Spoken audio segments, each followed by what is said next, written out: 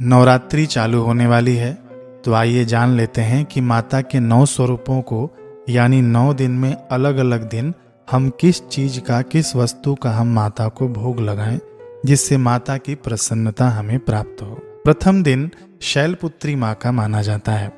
माँ शैलपुत्री को सफ़ेद चीज़ों का भोग लगाया जाता है। सफ़ेद चीज़ में जैसे दूध हो गया, दही हो गया, चावल हो गया और भी जो भी सफ़ेद मिठाई हो गई। लेकिन माँ के भक्त इस दिन पीला वस्त्र पहनकर उन्हें घी चढ़ाते हैं।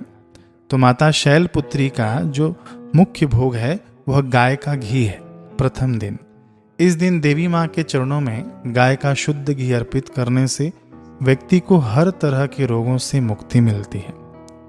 तो जब हम लोग भोग अर्पित कर दें उसके बाद ये घी का उपयोग कुछ देर बाद हम लोग सभी मिल बांटकर प्रसाद रूप में कर सकते हैं। दूसरा दिन होता है माँ ब्रह्मचारिणी का। नवरात्रि के दूसरे दिन माँ ब्रह्मचारिणी को उनके भक्त हरा वस्त्र पहनकर शक्कर का भोग लगाते हैं। देखिए, बाजारू शक्कर तो केमिकल युक्त चूना आदि अशुद्ध चीज़ें मिलाते हैं, तो आप यदि मिश्री मिल जाए धागे वाली ना, तो उसका भोग लगा सकते हैं, अथवा तो आप गुड़ का भोग लगाइए। मीठा भोग लगता है, गुड़ का लगा सकते हैं, चलेगा। इस दिन माता को विशेष करके मिश्री, चीनी और पंचामृत का भोग लगाया जाता है। माना जाता है कि इस दिन इन खास चीज़ों का दान करने से आयु लंबी होती है। तो जो भोग हम लोग लगाएं कुछ तो प्रसाद रूप में हम लोग बांट लें और दूसरा जो बच जाए वो दान कर सकते हैं गरीबों में अथवा तो ब्राह्मण को। तीसरा दिन होता है माँ चंद्रघंटा का। माँ चंद्रघंटा को दूध और उससे बनी चीज़ों का भोग लगाया जाता है। माना जाता है कि इन चीज़ों का दान करने से माँ चंद्रघंटा खुश होती हैं और व्यक्ति के सभी दुखों का नाश करती हैं। तो दूध से बनी चीज़ सबसे उत्तम में उत्तम तो खीर मानी गई है। तो आप इस दिन यानी तीसरे दिन माँ को खीर का भोग लगाएं। और प्रोसेस वही है कि थोड़ा प्रसाद रूप में रखें और थोड़ा प्रसाद रूप में बांट दें। चौथा दिन है माता कुष्मांडा का। नवरात्रि के चौथे दिन माँ कुष्मांडा को मालपुआ का भोग लगाया जाता है। इस दिन माता के भक्त नारंगी वस्त्र पहनकर देवी कुष्मांडा की पूजा करते हैं। इस दिन मालपुआ से बना प्रसाद किसी ब्राह्मण को दान करने से बुद्धि का विकास होता है। तो मालपुआ आप लोग समझते होंगे। मालपुआ आप घी का बनाना, तेल में नहीं तलना चाहिए, और सरसों का तेल तो विशेष करके नवरात्रि में उपयोग नहीं करना चाहिए। कोई भी तेल में चीज़ें नहीं तलनी चाहिए नवरात्रि में खास करके। ये मालपुआ आप घी में बनाना और आटे का बनाना, गेहूं के आटे का। पांचवा दिन स्कंद माता का होता है। नवरात्रि के 5वें दिन स्कंद माता देवी की पूजा की जाती है। इस दिन उजला वस्त्र पहनकर माता रानी को केले का भोग लगाने के बाद ये प्रसाद ब्राह्मण को देना चाहिए। ऐसा करने से सद्बुद्धि आती है। तो इस दिन उजला वस्त्र यानी सफेद वस्त्र पहनना चाहिए 5वें दिन नवरात्रि के। छठा दिन माँ कात्यायनी का होता है। छठे दिन श्रद्धालु लाल रंग के कपड़े पहनकर देवी कात्यायनी को शहद का भोग लगाते हैं। इस दिन प्रसाद में शहद का प्रयोग करने से साधक को सुंदर रूप की प्राप्ति होती है। अब कई लोग पूछेंगे कि चतुर्मास में शहद नहीं खाते हैं। तो देखिए, चतुर्मास में बिल्कुल शहद मना है, लेकिन आप लोग ये जो पर्व है ना, तिथियां हैं, ये विशेष रूप से होती हैं, तो इस पे आप लोग शहद ले सकते हैं प्रसाद रूप में और सभी को बांट भी सकते हैं प्रसाद रूप में। 7वें दिन माँ कालरात्रि का है।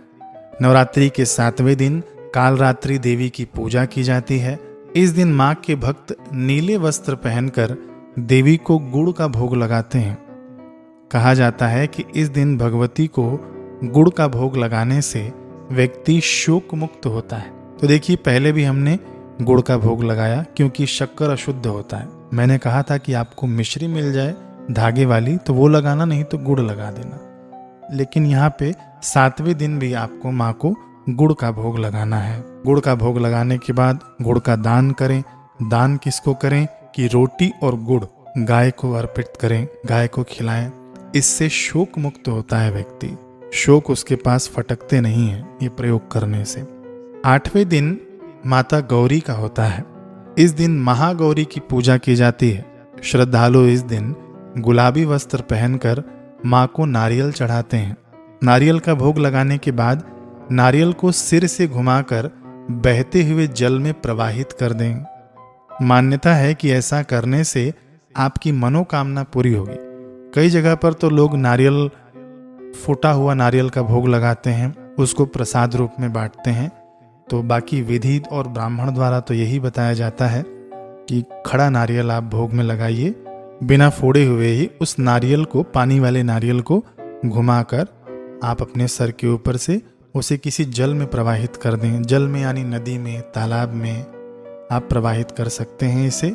ऐसा करने से आपकी मनोकामना पूरी होगी। जब आप नारियल सर पर घुमाएं तो आप अपनी कामना बताना माता को कि मैं इस इच्छा से ये नारियल प्रवाहित कर रहा हूँ माता। और कुछ लोग नारियल को फोड़कर खाते भी हैं, तो आप खा भी सकते हैं, कोई बात नहीं। बाकी वो मनोकामना पूर्ति के लिए भी मैंने उपाय बता दिया। और आप खा सकते हैं प्रसाद रूप में। अब लोग बोलेंगे कि अष्टमी के दिन नारियल नहीं खाया जाता है, शास्त्र में लिखा है। बिल्कुल नहीं खाया जाता है, लेकिन ये प्रसाद रूप में आप अष्टमी के दिन नारियल खा सकते हैं। 9वां दिन होता है माँ सिद्धिदात्री का। नवरात्रि के अंतिम दिन सिद्धिदात्री देवी की पूजा की जाती है। माँ के भक्त इस दिन बैगनी रंग के वस्त्र पहनकर माँ को विभिन्न प्रकार के अनाजों का भोग लगाते हैं, जैसे हलवा, चना पूरी, खीर, पुए, और फिर उसे गरीबों को दान कर देते हैं। इससे जीवन में सुख शांति मिलती है। तो इस दिन दान की बड़ी महिमा है। मैं तो कहूँगा कि संपूर्ण नवरात्रि में आप दान करें। आद्य शक्ति जगदम्बा की चेतना इन संपूर्ण नवरात्रियों में पूर्ण रूप से जागृत होती है। आप जो भी नवरात्रि में सत्कर्म करेंगे, व्रत उपवास करेंगे, वह सब आपका फलित होता है। बाकी इस वीडियो के एंड में मैं आपको पूरा एक सूची बना दूंगा कि आपको किस दिन क्या भोग लगाना है, कौन से रंग का वस्त्र पहनना है। उसका आप लोग स्क्रीनशॉट ले लेना और उपयोग करना। हरे कृष्ण।